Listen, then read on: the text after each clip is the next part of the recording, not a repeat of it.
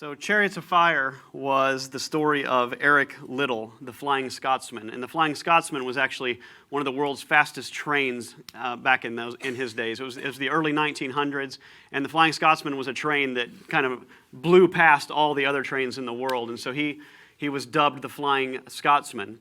And the story Chariots of Fire is his story of I believe it was the 1924 Olympics. And he was a runner, primarily a runner, but he was also a missionary to China. And he was torn between these two worlds of whether he wanted to be a missionary full-time or whether he wanted to run in the Olympics. And his personal conviction was that he shouldn't run on Sundays. He considered Sundays to be the Sabbath day and a day of rest, and so he refused to run on Sundays. The issue was in those Olympic Games that year, that his chief event, the 100-meter dash, was run on Sundays. There were two events on Sundays, the 100-meter, and he refused to compete in them.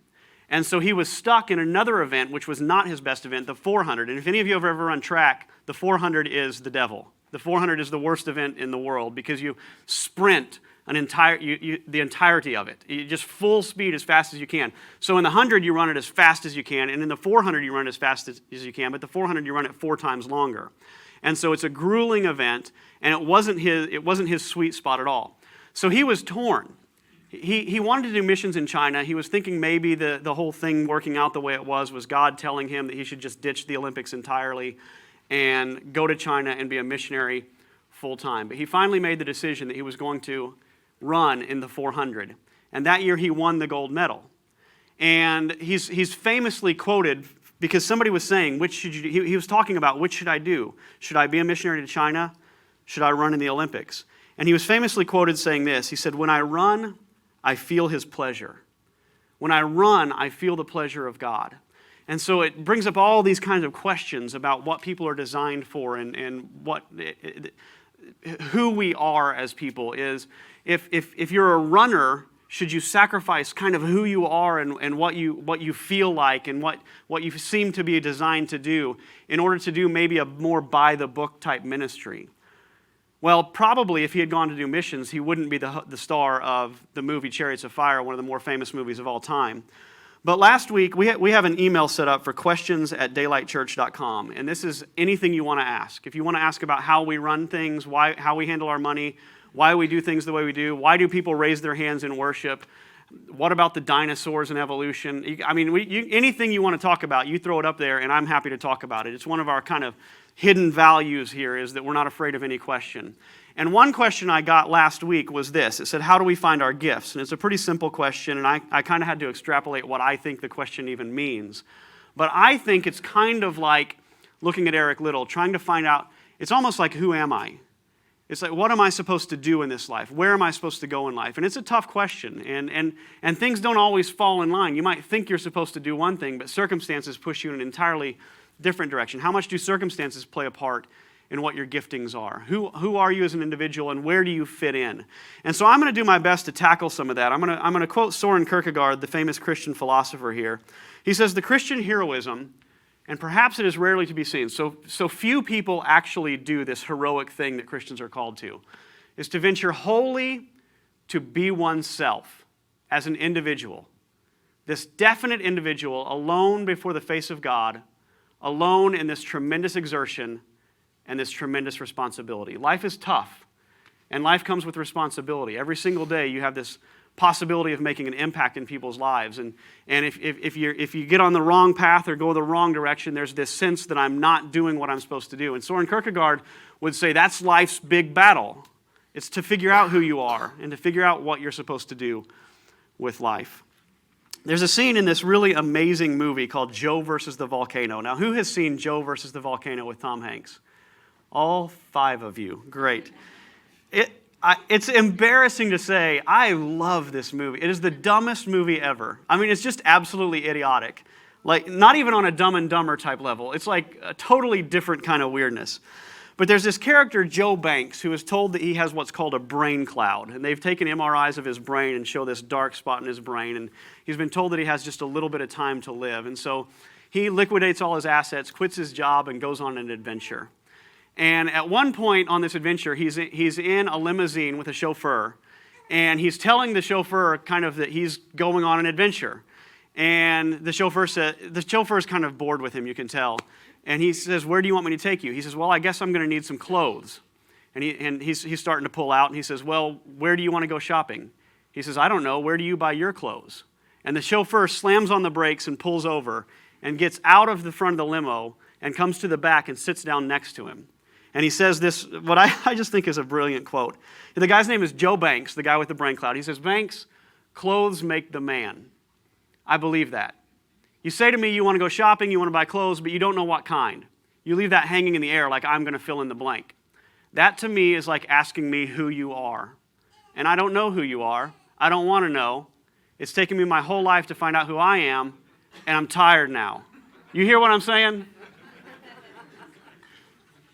And I think the question of what are my gifts is a little bit like this. It's not about finding out what you should do. It's way more about finding out who you are. Who you are is going to lead into what you do every time. If you're a person that doesn't care about people, you're a hedonist that just wants pleasure out of your life, that's what you're going to end up doing. If you're a person that's sacrificial, that loves God and loves other people, that's going to turn into stuff that you do every time.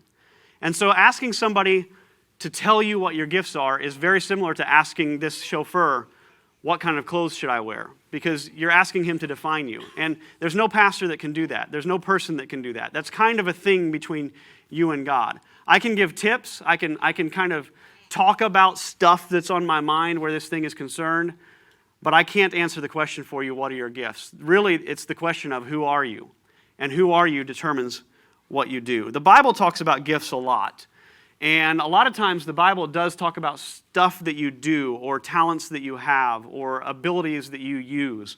Not always, but in Romans it talks about what they call the ministry gifts. And I have a whole series on this that you can look up in past years and read, but it talks about mercy and leadership and exhortation and teaching. These are kind of the positions in the church that people take. And a lot of that has to do with who they are. And what Christians want to do is they want to take the scriptures and then they want to pigeonhole us to say, these are your options. Which one do you fit? And I don't think that's what Paul was trying to accomplish at all. I think what he was trying to say is everybody's different. Some of you are teachers. Some of you are exhorters. Some of you are showing mercy. Whatever it is, do it well. I feel like that's what he was trying to say. There's the spiritual gifts, the gifts of the Holy Spirit, the supernatural gifts, the charisma is the Greek. And it's word of wisdom, word of knowledge, prophecy, speaking in tongues, miracles of healing, and so forth. And these are things that the Holy Spirit does in times and places. And some people he moves through in certain ways, and some people he moves through in other ways. But once again, what you find is a variety. What you find is that not everybody's the same. Not everybody's going to be used by the Holy Spirit in the same capacity. 1 Peter talks about if you're a speaker, be a good speaker. If you're a servant, be a good servant. And I feel it does talk about these being gifts, but once again, I feel like he's saying, whoever you are, whatever you're doing, do it well. Do it with excellence. And then Paul, in this passage that has haunted so many single people for decades or for centuries, talks about marriage and singleness. And he says, I wish everybody was like me. He says, I'm single, so I don't have to worry about much. I can just, when God says go, I can go. He says, I have the freedom and liberty to do that, and I would wish that for you. He says, but everybody has different gifts.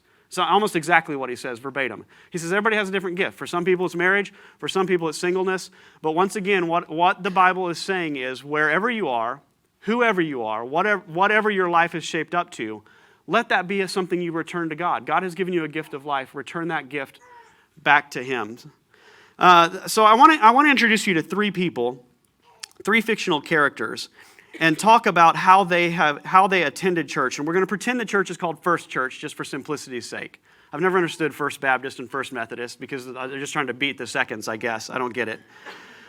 But let's talk about this young lady, Busarakam Dejuan.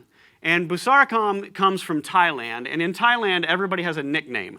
And in Thailand, her nickname was Jen. And Jen easily became Jenny when she came to the United States to study. So she came to a university near First Church and started to study. And while she was at university, a Christian friend invited her to attend church with her. And so Jenny said, yeah, I'll go. And she's just culturally interested. She's Buddhist. She was raised Buddhist.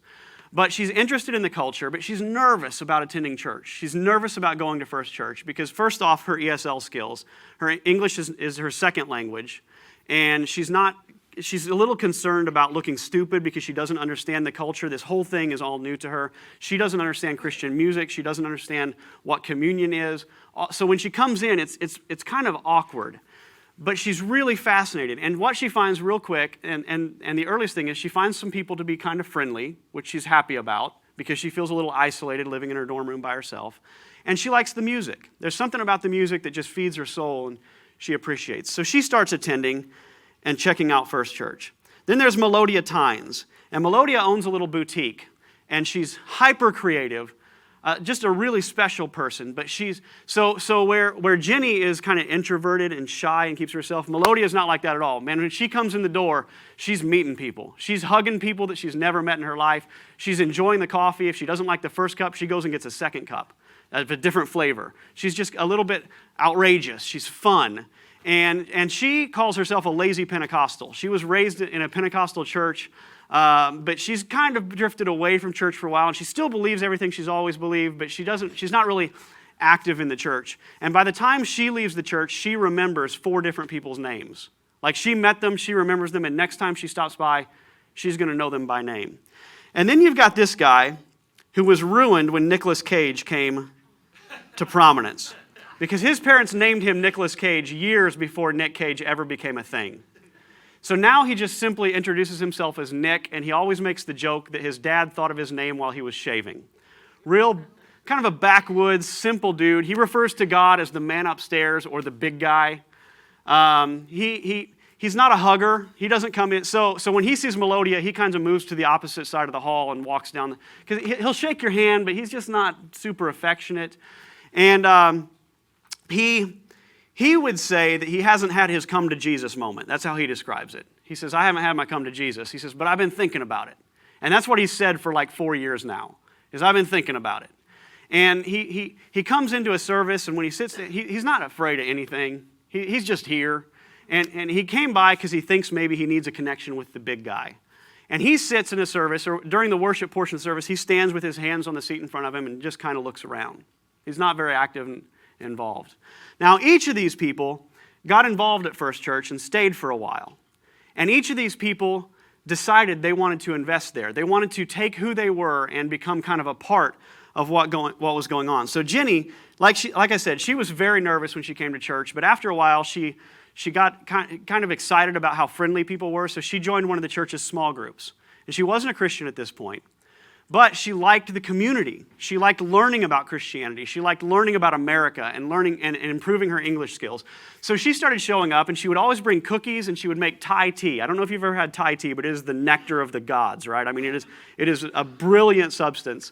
And she brings it every week to small group. So the small group loves Jenny, even though she kind of sits back to herself, and she's really analytical, and she's trying to analyze the whole thing and figure out what she believes. Well, Jenny eventually does become a Christian. And now, a few years later, what she does is she invites her other international friends from the university to come sit with her at church. And this is kind of her thing at this point, is she invites friends. When they come, she remembers what it was like to be nervous. She remembers what it was like for the Jesus thing to be so foreign. And so now she sits with them. After service, she takes them to her home, cooks a nice Thai meal for them, and says, do you have any questions? I've been around for a little while now. How can I help you understand what you just experienced? And that's how she processes church. And that's how she is what Soren Kierkegaard would describe as being the individual standing before God and being who they are. Now, Mel, first potluck dinner, man, as soon as she heard about a potluck dinner, she made this Caribbean chili. And I mean, it was amazing. And she even had this little placard that she had done with chalk and painting and other stuff that is on Pinterest that I can't even describe adequately. And she had described, so it sat in front of the chili and just sat there, and it showed all the natural and organic ingredients that she had put in her chili. And it even had calorie count and macronutrients broken down on this thing. I mean, she's just super creative, super interesting. And, you know, she came into this church and she couldn't believe that they had plastic plants all over the sanctuary. And she just thought they were the most hideous, ugly thing she'd ever seen. So she keeps the plants refreshed now at church. She goes out and she has her own garden, and then she goes to a florist, and she just makes the place beautiful, and it just smells nice now that Melodia has been around. And she's a go-getter. I mean, if she notices something that needs to be done, sometimes she even steps on people's toes to get stuff done that nobody else seems to be doing. If she notices an improvement that needs to be made, she just makes it. And at her boutique now, she started having Saturday brunches where she invites people in, and she cooks for a small crowd and just tries to generate community and friendship that way. Now, Nick Cage, he's been around for a little while, and he lost a brother a couple months ago. And you'd have to be watching him carefully because he really does. He just kind of stands like this during most of the service, and then when it's time to sit down, he sits down. But if somebody had been watching carefully, there was one moment, and it was just this tiny little moment where his hands went from this to this. And he was mourning the loss of his brother. He didn't cry. He really hasn't processed with anybody. And probably nobody even noticed that little motion that he made. But something was happening in Nick's life. Now, Nick noticed that the pastor was mowing the lawn all the time, and he just showed up one day with his trailer and his zero-turn mower and pulled off and mowed the lawn without anybody asking him to. He just said, he calls the pastor the bishop. He jokingly, he calls God the big guy, and he calls the pastor the bishop. So he says, "Hey, bishop, how can I help you out?" And he just pulled up one day with his zero-turn mower and busted out the church grass in a moment. And ever since then, for months now, he's been mowing the lawn. He built a platform when they had their Christmas choir. He built a little platform for him with his own hands. And anything handsy, anything that needs to be done with the hands, he's good at and he's willing to do. Nobody's really sure where Nick's at spiritually or even kind of why he sticks around, but he's sure being helpful. So now when we look at this quote from Kierkegaard, and we say the Christian heroism is to be wholly oneself, can't we get the vibe that Jenny is kind of accomplishing this? That what she's doing, how she's serving others, the hospitality she's showing, the kindness she's showing, the investment she's making in other international students, kind of feels like she's fulfilling this great thing that Soren Kierkegaard is describing. And Mel's the same way. In fact, the pastor is desperate to hire her. He's just trying to figure out where to come up with the money because she's a go-getter. She comes with her own batteries, and those are few and far between. But she's an individual. She doesn't look at all like Jenny. She's not doing the things that Jenny does. And in fact, those would be poor fits for her. And yet, the joy of God is on her and in her. And even Nick, somehow, it just feels right. It just feels like Nick is being honest. Like Nick is being genuine. Nick is being sincere. And he's serving. And we don't know what's going on in his life spiritually, but we can say that Nick and Mel and Jenny are different folks. And different folks have different strokes. They're going to act differently. Their gifts are going to look differently. How they serve, how they love, how they attend church, how they act during a worship service are going to be different. And yet, I can hear these stories and think of God smiling on them. That's how I feel about it. And I can look around this room and see a lot of you and think about conversations I've had with you and where you're at in life and where you're going in life. And where Cindy Burfield is going and where Greg Brodsky are going, they're radically different. I know where Cindy's going, and it's wild. And so they're just different people doing different things. And Cindy has never sat down here at the computer and done what Greg is doing right now. And that's okay. And God is smiling on Cindy, and God is smiling on Greg. And so part of it is just figuring out this question that Joe Banks has is, who are you? And being that with authenticity. That's where you find your gifts. And you'll notice the interesting thing about all of these stories fulfills what Colossians would say is, whatever you do in word or deed, do everything in the name of the Lord Jesus, giving thanks to God the Father through him. You want my opinion on how to figure out your place in life? That's the answer right there, is to make Jesus front and center. Make serving Jesus and serving people the absolute high point of your life, the most important factor in your life. And if you do that, then he's going to take your personality. He's going to shape. I've got one down here that I'll just hop to. It's what's your PPO? Your personality, your passions, and your opportunities. And if you love Jesus with all your heart and want to serve him and want to serve other people, then your passions and your personality are going to tie in with the opportunities that have given you, and it's just going to be a natural progression. It doesn't mean you're going to arrive at total satisfaction, self-awareness, and self-actualization immediately. It just means there's a journey for you to walk, and it has a whole lot to do with who you are and the kind of person you are. So I have a few thoughts and a few tips I want to talk about in this process of finding your gifts. And one is just to be the art that you are. Human beings were created as works of art to glorify the artist. And a lot of times, you've probably heard the expression that we're human beings, not human doings. And so the gift that you have to offer isn't whether you're good at making coffee. It isn't whether you can play an instrument. It isn't whether you're a good counselor when somebody needs a listener. Those are all things you do. It's who you are. It's offering yourself up in those capacities. It's offering up your gifts and your talents that brings glory to the artist. And that's who you are. And you're good. You're good now. Who you are is a beautiful thing that God has created and God has uniquely ordained for stuff to do, but that's not where your value is. Your value is who you are in your relationship with Jesus. And what we want to do is we want the art show to be we make it kind of an idol in our life. We promote what we do to the level of that's what's important about us. And that's just not it's just not the reality. What you do is not what's important about you. What's important about you is who you are, and who you are turns into what you do. And so ultimately it just comes down to loving the artist. I want you to recognize that gifts are given and received, and so who you are is a gift to the world in that it shows the artist. You are a gift to the world in that you are a special creation, a specially designed person that can do things that nobody else can do. And that brings glory to God. And now your opportunity in life, so Kierkegaard said, let's see, what did Kierkegaard say? He said, we're alone in this tremendous exertion and this tremendous responsibility. Your tremendous responsibility is to bring glory to the artist by giving your gift of who you are to the rest of the world. You can clam up and keep yourself from people.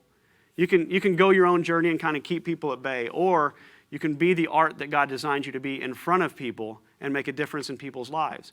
And so gifts, who you are is a gift that has been granted you from God. And now you have this precious gift. What are you going to do with it? And the gospel would demand that you give it back out, that you give out who you are for others.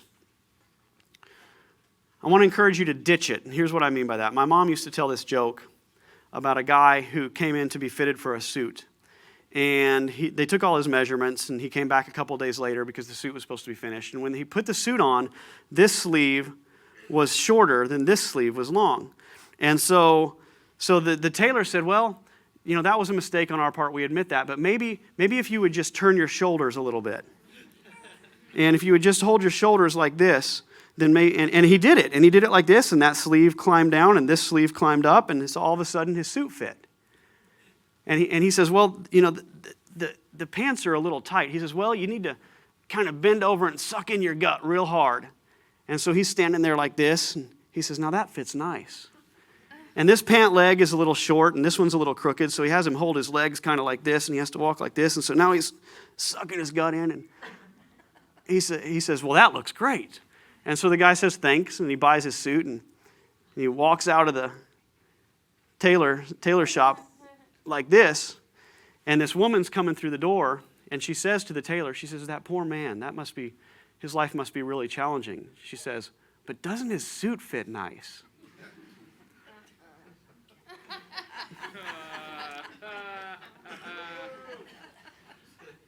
And I say all that to say, you're going to end up doing things because there's needs, and that's okay. If you're a servant and a Christian at all, you're going to see needs and you're going to try to fill them. And that's a natural part of being a Christian. But I think it's super important that we all look and say, where is this just not fitting me quite right? Like if I'm trying to put a square peg in a round hole and it's just not working, we keep hammering and hammering and hammering and saying, I'm trying so hard because I'm a nursery worker, for example, and they need people watching these kids in the nursery and training these kids in the nursery and serving in the nursery. But you get there and you find out that when you get home from church, you just think, if I have to touch another snotty-nosed kid again in my life, but then you show up the next Sunday and you try to make it work. I don't ever want that to be the case at Daylight Church. I love it that people serve, but if you find yourself in a capacity that makes you kind of walk funny, that makes you kind of where things aren't fitting and you're just trying real hard to make the suit fit, it's time to find a different tailor. It's time to step out of those positions and say, hey, this isn't working. and look for something else. And then the other idea about getting fitted is there's all kinds of services out there that can kind of supposedly tell you who you are, the Ideogram and the Briggs-Myers tests and the StrengthsFinder tests and things like that. And I think those things are helpful, but I think I'm of the opinion one of the best ways to kind of actualize is to serve where service is needed and then figure out if that's working for you. And if it's not, move on to something else. And so volunteer, find places and step in. And try, you do your best to pick and choose the things that work. And if they don't work, try something else. But just like Jenny and just like Mel and just like Nick, it's the goal of finding somewhere to serve. And there's so many people that never find out like what their gifts are because they never serve. Serving and finding a place and serving is kind of the beginning of this whole thing.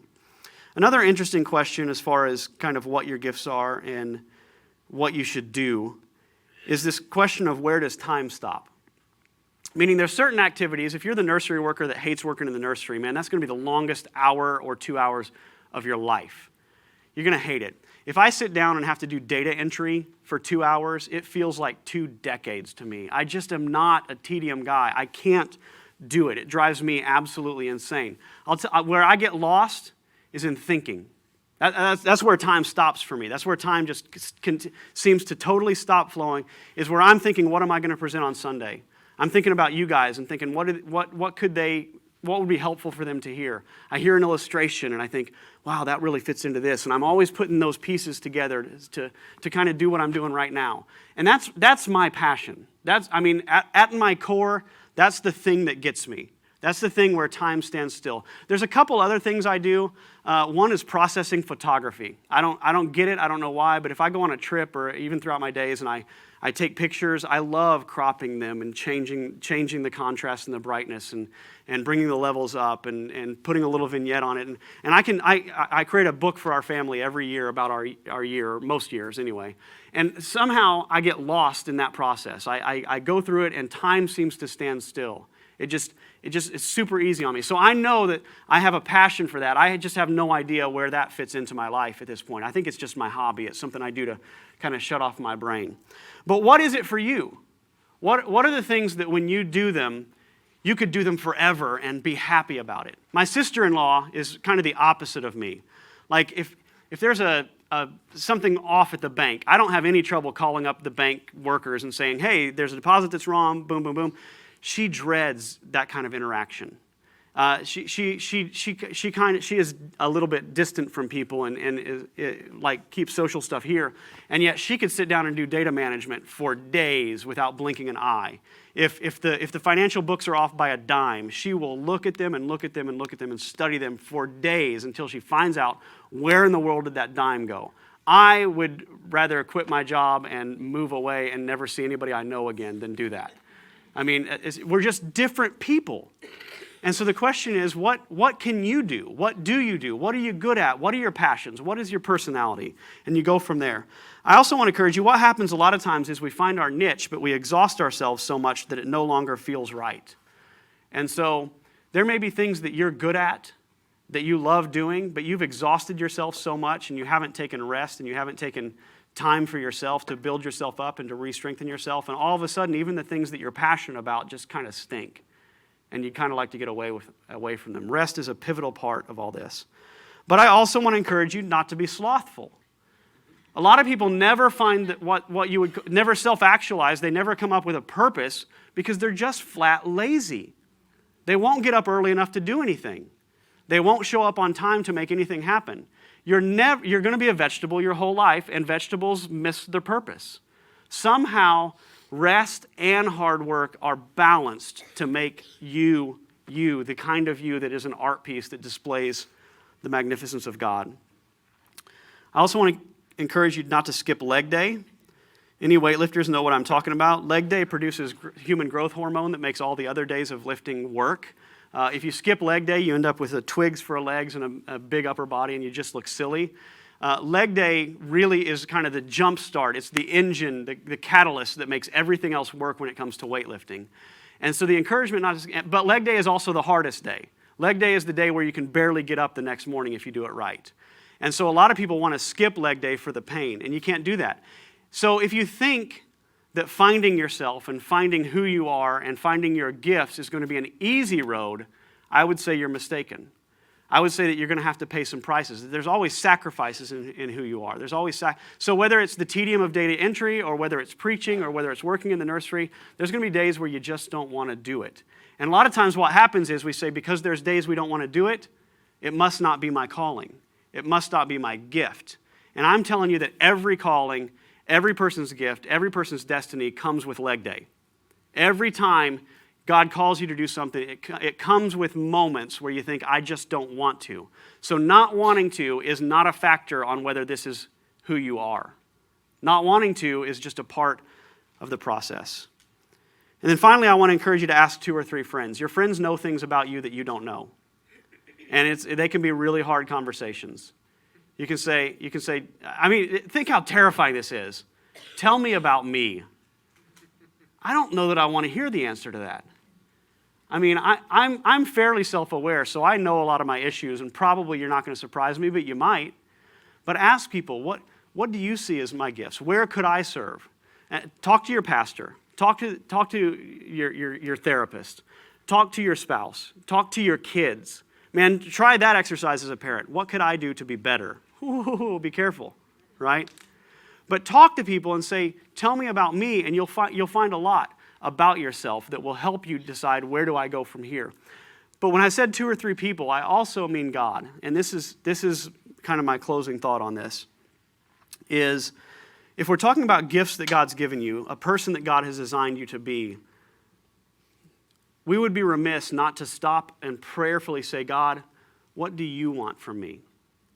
What opportunities do you have for me that you want me to step into? And sometimes they're going to be things that you would never dream. I never, ever, ever dreamed that I would do public speaking. I was poor at it. I was terrified of it.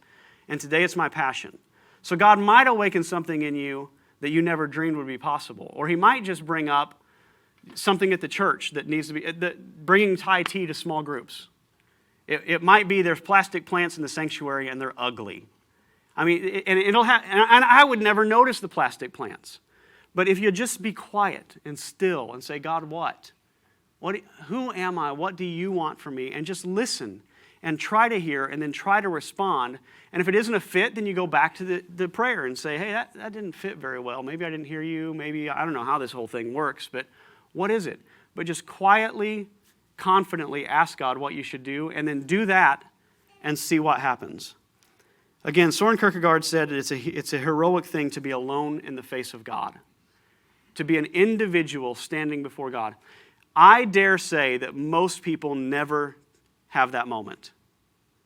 Most people never have a moment where you're just naked in front of God saying, this is me, this is my body, this is my mind, this is my voice, these are my feet, these are my hands. What do you want to do with them? To me, that's the single most important thing that can happen in the entirety of a human life, is that moment happens and that moment continues. It's not just a one-time gig where you say, this is me, here I am. It's a continuous thing where you say, this is me, here I am. Every day.